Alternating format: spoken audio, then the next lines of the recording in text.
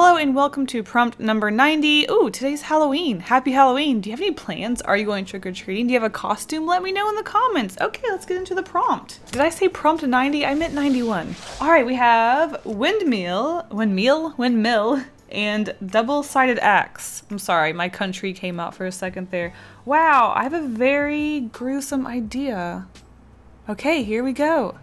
Just a quick warning, if you don't like blood, don't watch this video because it's a gory one. So being Halloween, you know I had to get real gruesome in here and make a spooky drawing. So of course we have a windmill with double-sided axes as the, oh my god, what are they called? I'm gonna have to Google something already. Okay. Blades? I'm already guessing. Windmill blades. Look at that, I already knew it. I didn't even have to Google it. Okay, so obviously I had to get really spooky being Halloween and all. So a windmill that has rotating double-sided axes on it obviously is going to be cutting people or something. Don't really know the reason for having such a device, but it's Halloween. We don't need a reason to be gruesome and scary. So there it is, a pile of bodies behind the windmill with blood everywhere. But of course I did have to come up with a couple of other ideas just in case there was something better out there. So my second idea was a kids school play, I suppose, where they have built a cardboard windmill and there was like a farmer kid with a double-sided axe and then some kids dressed up as corn and flowers in the background. A very cute and innocent idea, of course, in comparison to our first one. And then I just kind of doodled different sorts of windmills to maybe spark some other ideas, but I was pretty set on the first idea.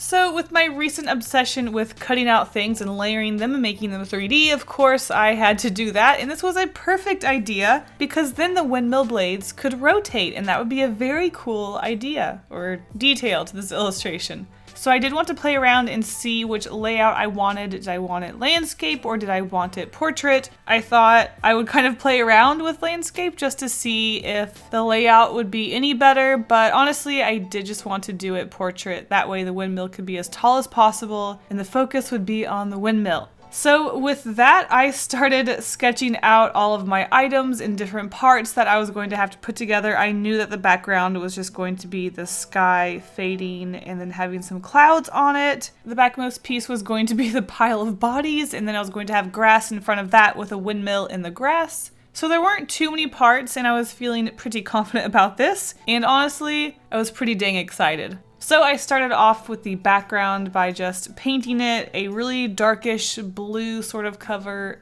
color and having it fade down just so it wasn't a plain black because that would be kind of boring. I can always get behind a good gradient, and this is one of the first times, if not the first time, that I've worked with watercolor and paper and not taped it down so that it doesn't get too wobbly. I was really worried that it was just going to morph and be super crazy, but thankfully this paper is pretty thick, so it was all right. Plus I was going to be putting pieces of cardboard behind all of these objects anyway, so even if they did get a little warpy, they would be okay because I was going to glue them down flat. The background definitely ended up super warpy, but like I said, just glued it down on a piece of cardboard and it was flat as can be. That sounded like a very old person thing to say. So after all of my objects were penciled, I went ahead and inked all of them. I think my style is perfect for these cutout illustrations because, as I've mentioned before, my least favorite part about this sort of thing is having to cut out all of those little tiny objects, and I'm just not good at it and it's very tedious. And then you paint all of this stuff out and then you possibly could mess them up when you cut them out, so that's very scary. But I do think my style is a very good fit for this sort of cutout illustration thing because it's so simple. That means there's not a whole lot of details and stuff to cut around. So I'm very thankful that my illustration style is very simple and angular, which makes for a easy cutout, though it still doesn't make it any more fun for me. But I am super happy with how this illustration turned out. I think I am just having so much fun with the 3Dness, and it's really improving a lot of these. I think one of the things my art needs is a distraction from how bad it is. Hey, a joke about how my art sucks. Oh man, that's a good one. Anyways, so I didn't want the colors to be all over the place. This is a Halloween illustration. It's supposed to be spooky. So I did make sure everything was pretty dang dark, though the one thing I struggled with was the shading. With the axes having a sort of sort of moving. No, they're super moving. The axes move on the illustration itself, so there was really no set light source for it because it was going to be constantly changing if you were to move it or rotate it. So I honestly didn't worry too much about the light source on that, and I am just now realizing that I did put the axe pieces on the wrong way. I should have rotated them because the shadow is super all over the place, but you know what? It's about the rotating and the 3D pieces, not so much the technicalities of the shadow and all that stuff. But yes, I started off with making things pretty dang light, and then I thought, oh wait, Kasey, this is a dark, spooky illustration. Make sure you make a lot of that really dark. So I do go through and add some dark shadows later on, especially to the windmill. It was so bright, which was nice, but it needed that dark shadow. So I did make the moon a sort of light source to this illustration. It's not the most accurate because it is behind everything and then the light's coming from the side. Again, whatever. I love this illustration. It's fun, especially those blood splatters. You guys know how much fun blood splatters are. You can just splash around, jab your paintbrush on it, just have fun with it. There's no right or wrong way to do a blood splatter. I have a specific brush I always use for my blood splatters because I cut it up and made the bristles really uneven so that you get an unpredictable splatter. Also, filling up your brush and just sort of flinging it at it is really fun too. So there's a lot of different techniques you can do for blood, or you know, mud if you don't want to go the gore route. Either way, I had a lot of fun with this illustration, and I was so excited to see that a prompt landed on Halloween so that I could do something super spooky. Though let's be real, even if this didn't land on Halloween, I probably would have done something like this anyways. But definitely Halloween is probably an influence at the moment.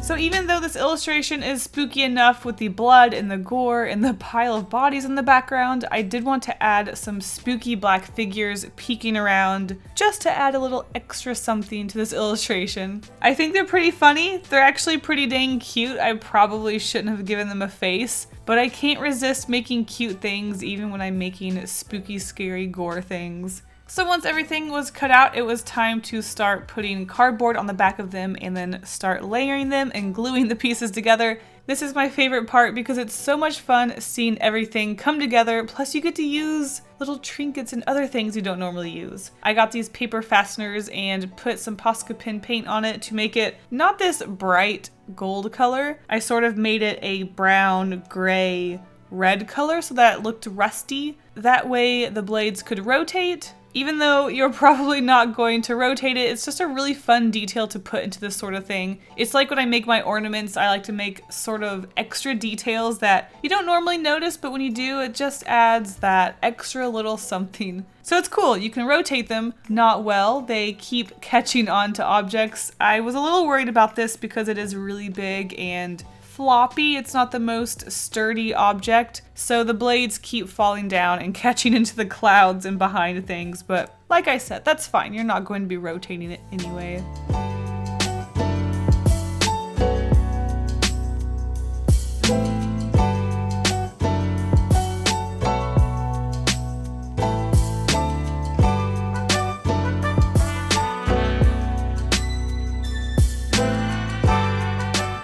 And that is this for this spooky Halloween prompt. I hope you guys enjoyed it. I hope you guys have fun this Halloween, and I will see you at the end card.